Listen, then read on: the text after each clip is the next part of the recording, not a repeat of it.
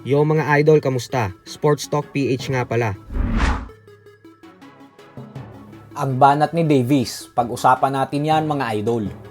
Ngunit bago ang lahat ay huwag kakalimutang mag-subscribe at i-click ang notification bell button for more sports talk. So isang linggo na nga lamang po ang inaantay natin at magaganap na ang bigating sagupaan sa pagitan ng current undefeated WBA Lightweight World Champion Gervonta Tank Davis at ng kapwa undefeated at current top contender ng lightweight division na si Frank Martin. Subalit wala nga pong pangangamba na nararamdaman si Davis sa laban na ito. Gawa ng sinabi po nito sa kanyang latest interview na base umano sa nakita niya noong mag-face off sila sa kauna-unahang pagkakataon sa press conference isang buwan pa lamang ang nakakalipas, ay napansin niya daw na sobrang natakot sa kanya si Martin. Paliwanag ni Davis na kitang-kita niya daw ito sa mga mata ni Martin. Bukod dyan ay hindi lang daw si Martin ang nakaramdam ng takot sa kanya at bagkus ang buong kampo umano nito. Dagdag pa nito na wala daw pinagkaiba si Martin sa lahat ng mga nakalaban niya. Kaya naman knockout daw ang sasapitin nito sa kanya.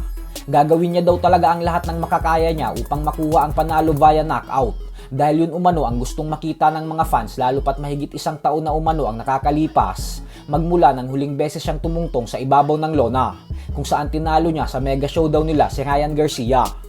Pero bagamat nga po madaming fans ang kumbinsido na makukuha talaga ni Davis ang panalo, ay iba nga po ang nakikita ng ibang mga analyst at boxing experts. Ayon po kasi sa mga ito ay masyado daw matalinong fighter at napaka-technical nitong si Martin. Wala pa daw si Davis nakakalaban na ganitong klaseng fighter. Kaya naman bagamat pinapaboran pa din nila si Davis na manalo, ay sinasabi po nila na hindi ito magiging madaling laban para kay Davis katulad sa inaakala ng karamihan. Mas mahirap pa umano itong laban para kay Davis kaysa sa naging laban nito kontra kay Ryan Garcia.